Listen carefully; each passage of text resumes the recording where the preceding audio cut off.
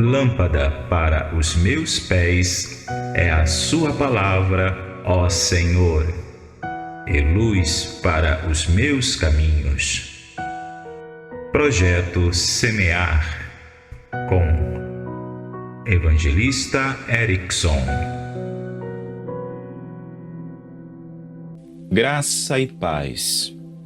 Na segunda parte do comentário bíblico, abordamos 3 assuntos: as credenciais da pré-existência de Jesus, as manifestações de Jesus antes de sua encarnação e as manifestações de Deus, aquele que é a luz inacessível.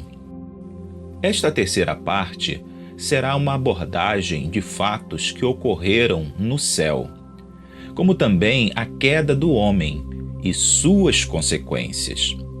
Quero salientar que estes fatos são de suma importância para a compreensão de futuros assuntos que traremos. Você que neste momento nos prestigia ouvindo este comentário, recomendo a ouvir o primeiro e o segundo comentário, para que tenha uma melhor compreensão dos assuntos que serão abordados. Quero também lhe pedir que não deixe de curtir e, se desejar, deixar seu comentário. E o mais importante, clique em seguir, para que este projeto cresça. Desde já, agradeço seu reconhecimento pelo nosso trabalho. Comecemos. Em Romanos capítulo 6, versículo 23, nos diz: o salário do pecado é a morte. Sem dúvida nenhuma, o pecado é uma maldição na vida do homem. Ele levou o homem a se afastar do Criador, causando a sua morte física e espiritual. Entretanto, ele se manifestou primeiro no céu, entre os seres angelicais. Em Ezequiel, capítulo 28, do versículo 14 a 17, nos diz: Tu eras o querubim, ungido para cobrir, e te estabeleci. No monte santo de Deus estavas. No meio das pedras alfogueadas andavas. Perfeito eras nos teus caminhos, desde o dia em que fostes criado, até que se achou iniquidade em ti. Na multiplicação do teu comércio, encheu o teu interior de violência, e pecastes, por isso te lancei, profanado, do monte de Deus, e te fiz perecer, ó querubim cobridor, do meio das pedras alfogueadas. Elevou-se o teu coração por causa da tua formosura. Corrompestes a tua sabedoria por causa do teu resplendor. Por terra te lancei, diante dos reis te pus, para que olhem para ti. Segundo o que acabamos de ler, um querubim deu lugar ao mal, e este mal gerou o pecado no coração do querubim, e ele manifestou o pecado através de seus atos. Justamente aquele que estava ligado à glorificação da majestade, a luz inacessível. Este fato demonstra e revela que o mal já existia antes da queda do querubim. Entretanto, mesmo existindo, não exercia influência até então, já que é necessário um corpo, seja ele espiritual ou físico, como o homem, para se tornar ativo. Outra coisa a se dizer é o livre-arbítrio entre os seres angelicais, o que é latente na narrativa das Escrituras, onde demonstra a liberalidade da parte da divindade eterna. Ou seja, ninguém é obrigado a servi-lo. Não existe imposição. Se adoram e servem diante da divindade, fazem por livre e espontânea vontade. Outro ponto a se notar nesta narrativa é o fato da perfeição deste querubim, Ele foi criado perfeito em toda a sua essência, mas caiu.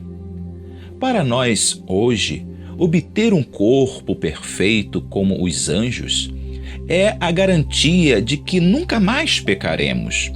Mas o que fica claro para nós, os seres criados em perfeição, mediante escolha, podem pecar. Em Apocalipse, capítulo 12, do versículo 7 ao 9, encontramos a disseminação do mal no céu. E houve batalha nos céus. Miguel e os seus anjos batalhavam contra o dragão. E batalhavam o dragão e os seus anjos.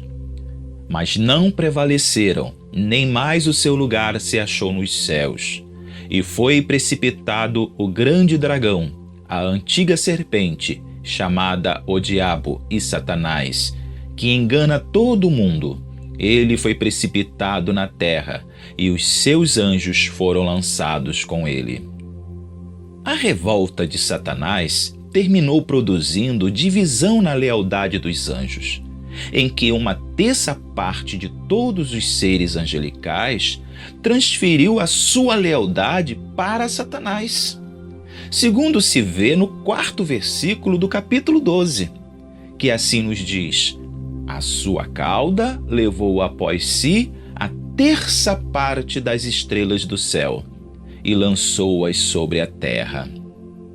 Foi um grande levante contra a divindade eterna, um motim sem precedente, onde culminou em uma grande guerra no reino dos céus. De um lado, Miguel e os seus anjos leais, a divindade eterna, a luz inacessível, e do outro, Satanás com os seus anjos aliados. Não sabemos o número de seres celestiais criados, porém, uma terça parte deles mudaram de lado. Enoque faz menção de milhares e miríades de anjos.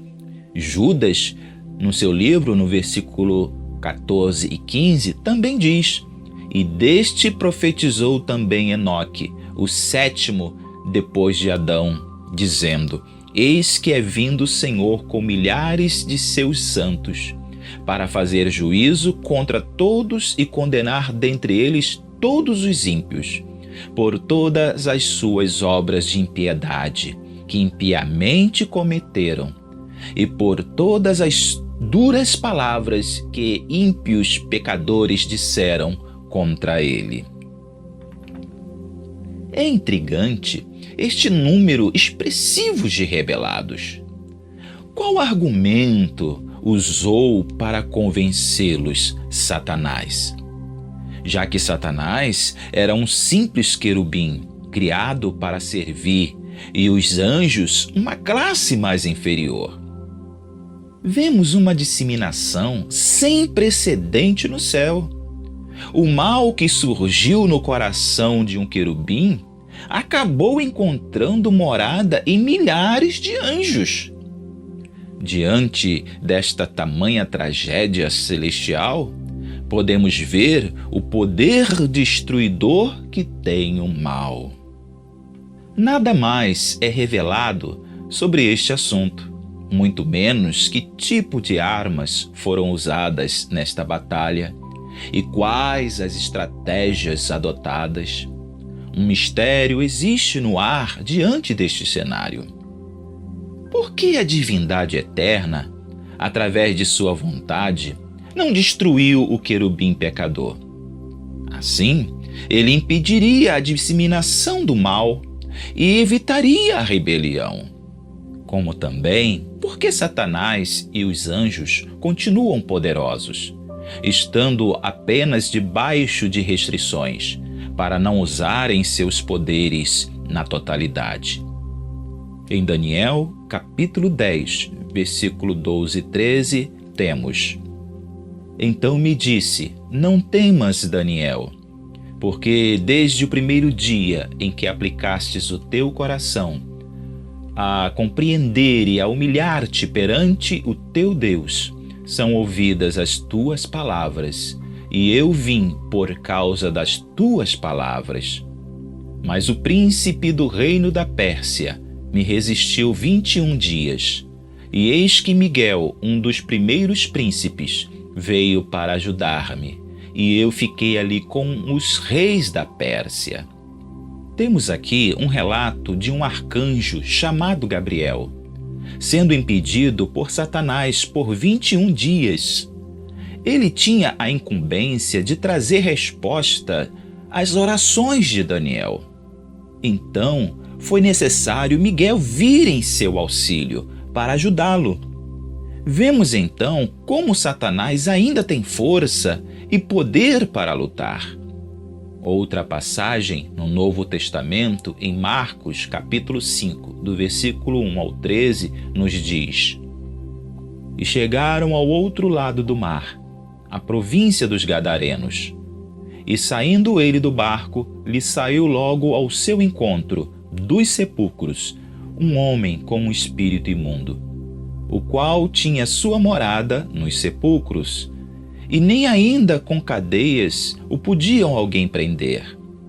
Porque tendo sido muitas vezes presos com grilhões e cadeias, as cadeias foram por ele feitas em pedaços, e os grilhões em migalhas, e ninguém podia amansar. E andava sempre de dia e de noite, clamando pelos montes e pelos sepulcros, e ferindo-se com pedras. E quando viu Jesus ao longe, correu e o adorou.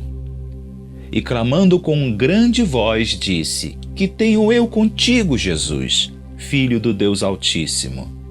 Conjuro-te por Deus que não me atormentes. Este trecho, já em Mateus capítulo 5, 29, diz: Viestes aqui atormentar-nos antes do tempo? Porque lhe dizia: Sai deste corpo, espírito imundo. E perguntou-lhe: Qual é o teu nome? E lhe respondeu, dizendo: Legião é o meu nome, porque somos muitos. E rogava-lhe muito que os não enviasse para fora daquela província. E andava ali pastando no monte uma grande manada de porcos. E todos aqueles demônios lhe rogaram, dizendo: Manda-nos para aqueles porcos, para que entremos neles. E Jesus lhe permitiu. E saindo aqueles espíritos imundos, entraram nos porcos, e a manada se precipitou por um despenhadeiro no mar. Eram quase 2.000, e afogaram-se no mar. Nesta passagem, temos a quantidade elevada de espíritos malignos em uma única pessoa, confirmando assim o alto número que existe de anjos caídos. Há de ser dito também que uma parte dos anjos caídos se encontram em prisões. O livro de Judas, versículo 6, nos diz: E aos anjos que não guardaram o seu principado, mas deixaram a sua própria habitação, reservou na escuridão e em prisões eternas até ao juízo daquele grande dia. Respondendo à pergunta, por que a divindade eterna, através de sua vontade, não destruiu o querubim pecador? Porque assim ele impediria a disseminação do mal e evitaria a rebelião? Como também porque Satanás e os anjos continuam poderosos, estando apenas debaixo de restrições, para não usarem seus poderes na totalidade? Bem, quanto à primeira pergunta, não temos resposta. A divindade tem as suas razões. Quanto à segunda, devemos procurar as peças deste quebra-cabeça. Em Apocalipse, capítulo 12, versículo 9, nos diz: E foi precipitado o grande dragão, a antiga serpente chamada o Diabo e Satanás, que engana todo mundo. Ele foi precipitado na terra, e os seus anjos foram lançados com ele. Embora tendo seus planos frustrados pelos valentes guerreiros da divindade eterna, neste mundo continuam sua cruzada, agora contra o homem. Se não há mais lugar para Satanás no céu, ele fará de tudo para impedir o homem de herdar a vida eterna. Como disse, não sabemos que argumento ele usou para convencer os anjos, mas para com o homem e a mulher ele buscou o seu ponto fraco. Analisando a ambos, ele encontrou fraqueza em Eva e, por sua vez, em Adão, para ouvir cegamente sua mulher. Em Gênesis capítulo 3, do versículo 2 ao 6, temos a narrativa. E disse a mulher à serpente: do fruto das árvores do jardim comeremos. Mas do fruto da árvore que está no meio do jardim, disse Deus: não comereis dele, nem nele tocareis, para que não morrais. Então a serpente disse à mulher: certamente não morrereis, porque Deus sabe que no dia em que dele comerdes, se abrirão os vossos olhos, e sereis como Deus, sabendo o bem e o mal. E viu a mulher que aquela árvore era boa para se comer, e agradável aos olhos, e árvore desejável para dar entendimento. Tomou do seu fruto e comeu, e deu também a seu marido, e ele comeu com ela. E foi deste modo que o mal, através de Satanás, contaminou o homem e o seu habitar. Em Gênesis capítulo 3, do versículo 17 ao 20, nos diz: porquanto destes ouvido à voz de tua mulher, e comestes da árvore que te ordenei, dizendo, não comerás dela, maldita é a terra por causa de ti. Com dor comerás dela todos os dias da tua vida. Espinhos e cardos também te produzirá, e comerás a erva do campo. No suor do teu rosto comerás o teu pão, até que te tornes a terra, porque dela fostes tomado, porquanto és pó, e em pó te tornarás. E chamou Adão o nome de sua mulher Eva, porquanto era a mãe de todos os viventes. E em Gênesis 3, versículo 13 e 16, nos fala: e disse o Senhor Deus à mulher: por que fizestes isto? E disse a mulher: a serpente me enganou, e eu comi. E a mulher disse: multiplicarei grandemente a tua dor e a tua conceição. Com dor darás à luz filhos, e o teu desejo será para o teu marido, e ele te dominará. Acabamos de ver Adão e Eva contaminados pelo mal, onde as suas consequências são anunciadas pelo Criador, as quais são dores e sofrimentos por toda a sua existência. Através de Adão e Eva, o mal foi introduzido neste mundo, e assim arrastando milhares de almas que futuramente iriam nascer para a morte eterna. Quero também ressaltar a estratégia de argumentação que Satanás adotou com Eva. Primeiro, ela disse a Satanás: do fruto da árvore que está no meio do jardim, disse Deus, não comereis dele, nem nele tocareis, para que não morrais. Então Satanás disse: certamente não morrereis. Será que nesta argumentação Satanás foi mentiroso para com Eva? Vamos pensar. O mundo criado por Jesus era perfeito, e uma coisa que ali não existia era a morte. Outra coisa, existe uma lacuna de tempo que começa na criação e vai até o pecar do homem. Então ambos viveram um tempo que não sabemos, e nesse período jamais existiu morte. Se eles tinham conhecimento sobre a morte, era através da declaração verbal do Criador, e nunca na prática. Por quê? Porque a morte é algo terrível. E no paraíso não existia sofrimento. Então Satanás fez o quê? lançou dúvida no coração de Eva, quando disse: não morrereis. Então Eva juntou 1 mais 2 e chegou à conclusão que Satanás, aos seus olhos, falava a verdade, porque ela nunca tinha visto alguém morrer. Satanás notou que ganhou sua confiança. Então disse: no dia que dele comerdes, se abrirão os vossos olhos, e sereis como Deus, sabendo o bem e o mal. Outra coisa que devemos entender: Adão e Eva não sabiam o que era bem ou mal. Este conceito não existia no mundo deles. Eles viviam um período de ausência destes sentimentos. Já que para você saber o que é bom, é necessário conhecer o mal, assim como o quente e o frio, a luz e as trevas, o seco e o molhado. Mas tinham o conhecimento verbal da parte da divindade que existia o bem e existia o mal, e que tinha uma árvore com um fruto que dava conhecimento acerca deste assunto. Então, mais uma vez, Satanás usa desta ausência de conhecimento prático do bem e do mal para lançar mais uma dúvida no coração da mulher. Como podemos ver, a dúvida foi o que levou a Eva a desobedecer.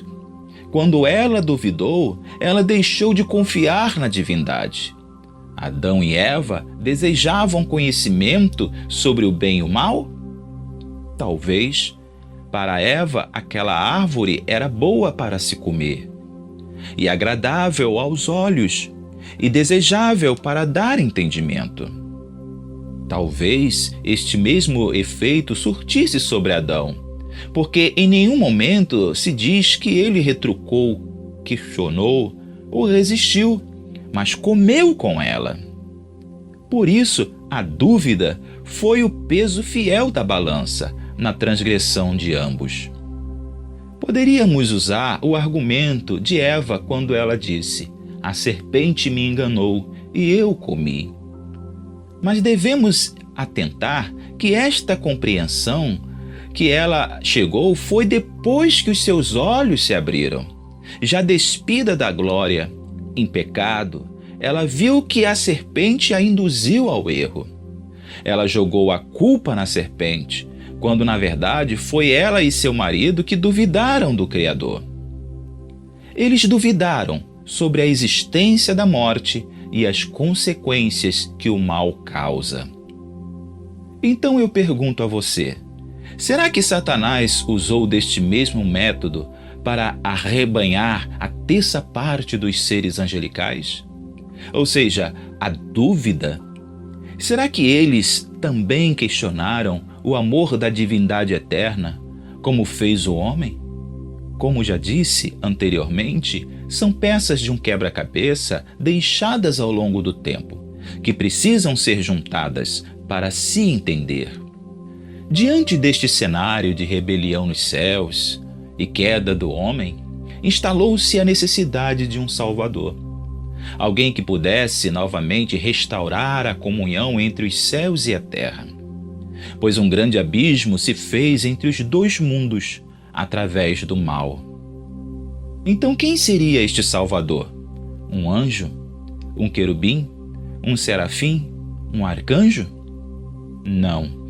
O único apto a esta responsabilidade foi o outro eu de Deus, aquele que é a imagem da luz inacessível, Jesus. Te faço uma pergunta. Deus não poderia simplesmente perdoar? Deus não é amor? Ele não perdoa hoje? Por que ele não perdoou logo no começo a Adão e Eva? E assim eles e nós ficaríamos no paraíso. Também não seria necessário a encarnação do outro eu da luz inacessível. Olhando segundo aos nossos olhos, seria algo simples de se resolver, sem dúvida nenhuma. Mas devemos nos lembrar quando ele diz em Isaías 55, versículo 8 e 9: porque os meus pensamentos não são os vossos pensamentos, nem os vossos caminhos os meus caminhos, diz o Senhor. Porque assim como os céus são mais altos do que a terra, assim são os meus caminhos mais altos do que os vossos caminhos, e os meus pensamentos mais altos do que os vossos pensamentos. Ou seja, nós olhamos apenas para uma pequena parte desta tela da vida. Mas a divindade eterna contempla toda a tela da existência do mundo espiritual como do mundo físico. Falando então em perdoar, perguntaria também: por que não perdoou os seres angelicais? A Satanás e a terça parte dos anjos? São respostas que não temos, já que pouquíssimas informações se encontram nas Escrituras. O que fazemos é conjecturar sobre este tema. Satanás era um querubim com 6 asas. Embora que coberto seu corpo com 4 asas, ele ficava diante da luz inacessível. Trocando em miúdos, se podemos assim dizer, ficava face a face com a divindade eterna. Ele recebia sobre si a emanação da glória eterna. E mesmo assim, o que ele desejou? Hei de subir até os céus, erguerei o meu trono acima das estrelas de Deus. Eu me estabelecerei na montanha da Assembleia, no ponto mais elevado. Além dele desejar, ele buscou meios para concretizar o seu desejo.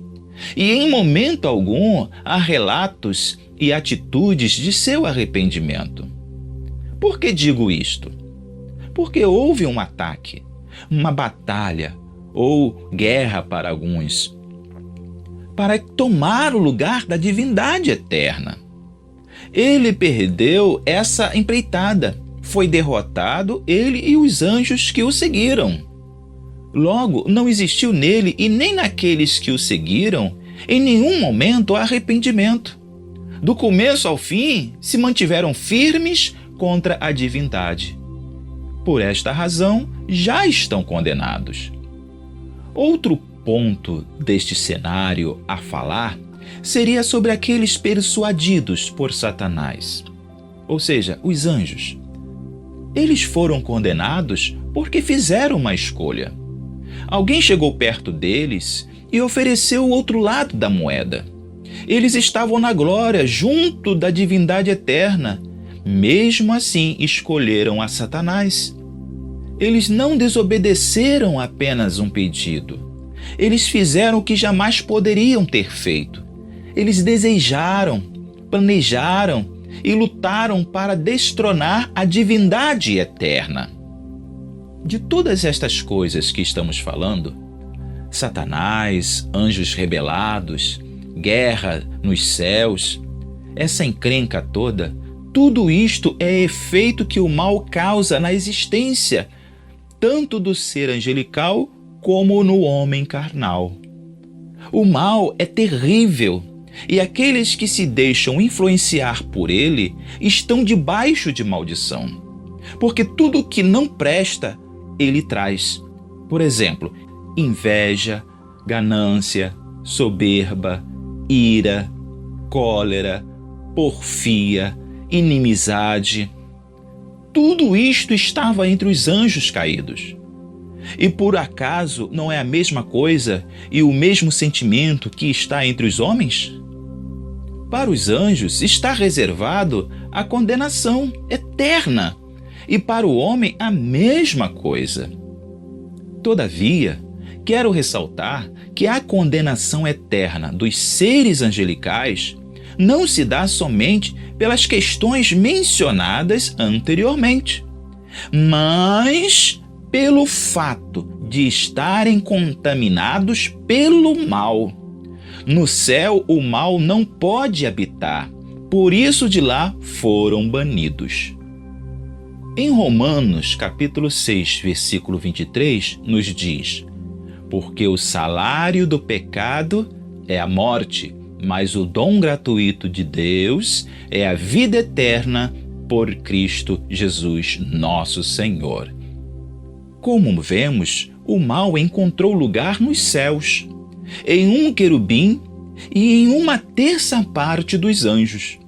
Pergunto a você: o céu foi contaminado pelo mal? Esta é uma boa pergunta, não é mesmo? Eu sempre aprendi que onde a luz chega, as trevas têm que ir embora. Onde há luz, não há trevas. E você, também? Se a divindade é uma luz inacessível e emana tamanho poder e glória, como o mal pôde ficar no céu tanto tempo, a ponto de arrastar 1/3 de anjos? Olha a situação. Mas temos uma pista deixada para nós em Gênesis 3, versículo 22 a 24. Então disse o Senhor Deus: eis que o homem é como um de nós, sabendo o bem e o mal. Ora, para que não estendas a sua mão e tome também da árvore da vida, e coma e viva eternamente, o Senhor Deus, pois, o lançou fora do jardim do Éden, para lavrar a terra de que fora tomado.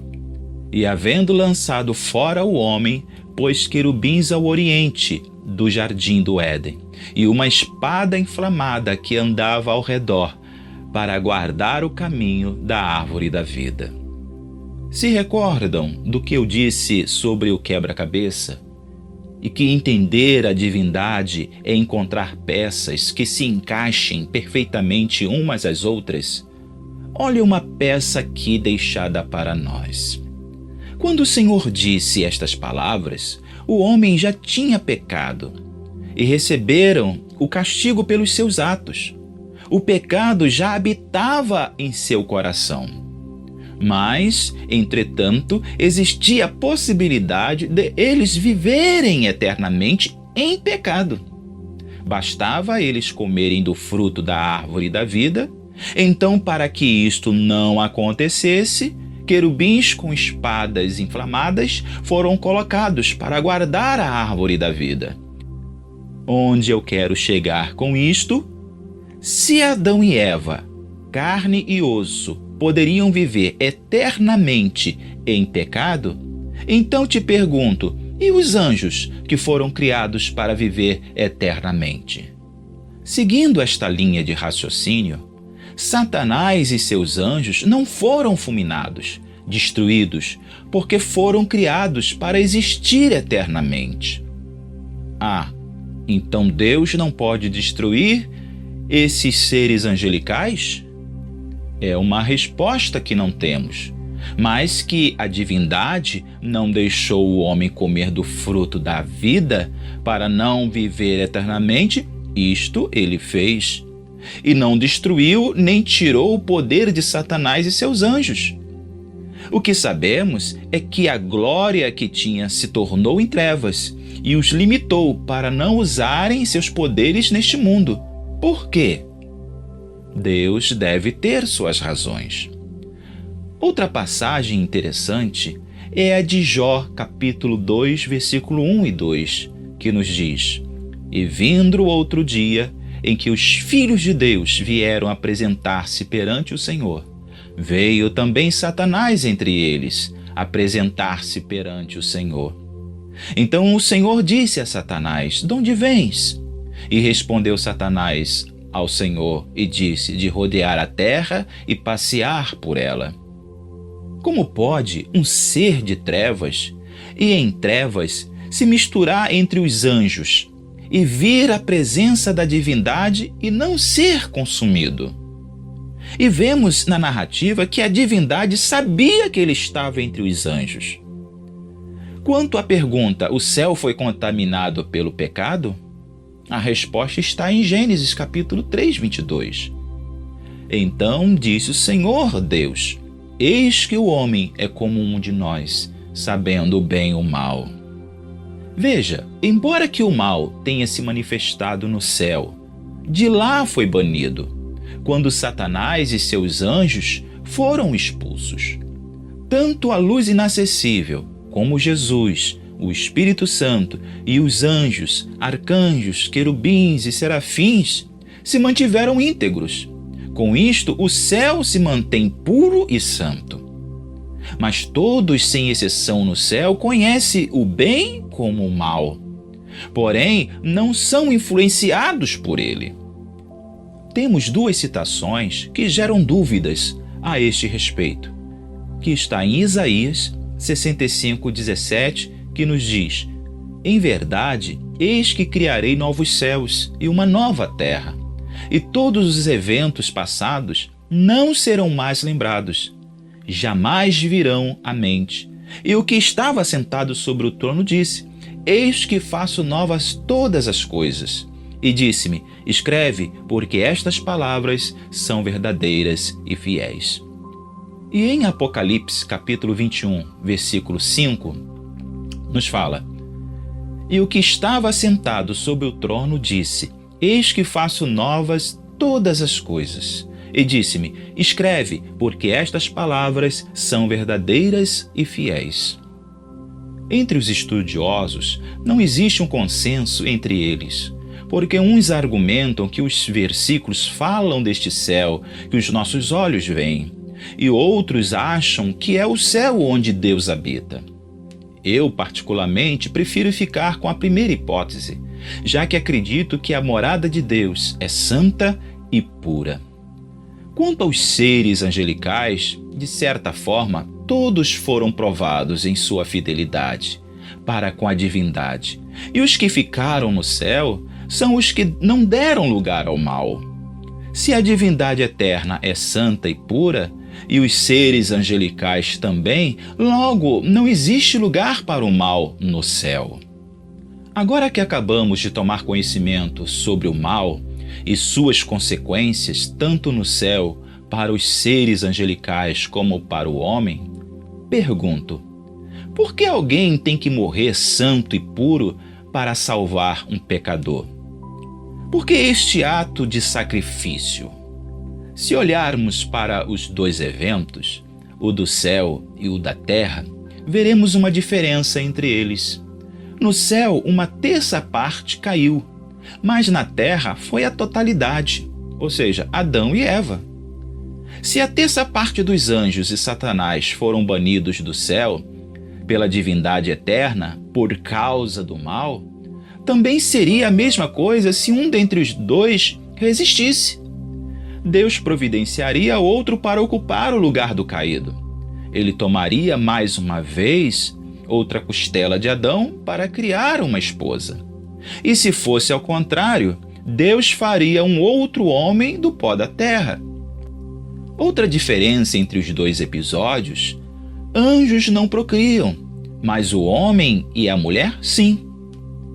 Outra coisa muito importante: o diabo não é dono do mal e não tem poder sobre o mal, assim como os anjos caídos, porque o mal existia antes de sua manifestação no coração do querubim e dos anjos. Na verdade, o mal é senhor de Satanás e seus anjos, e de todos os que dão lugar a ele.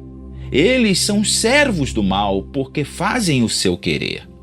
E o único meio de vencer o mal é resistindo-o, não dando lugar a ele, assim como fizeram os anjos que não caíram.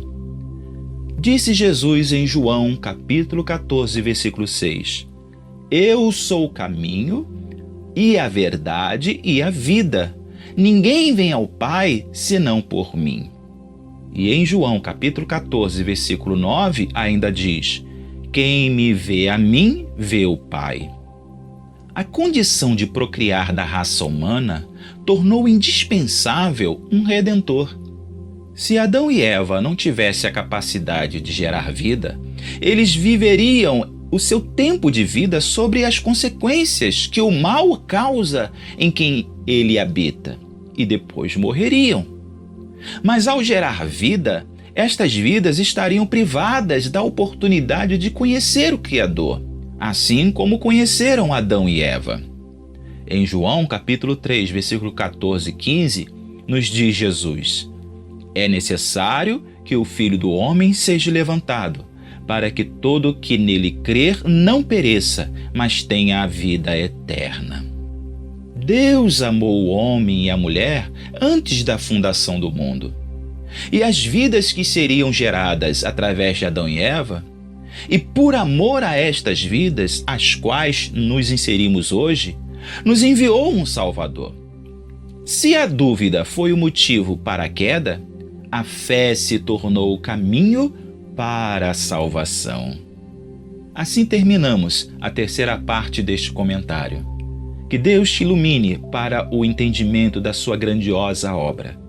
Até breve com a quarta parte que traremos.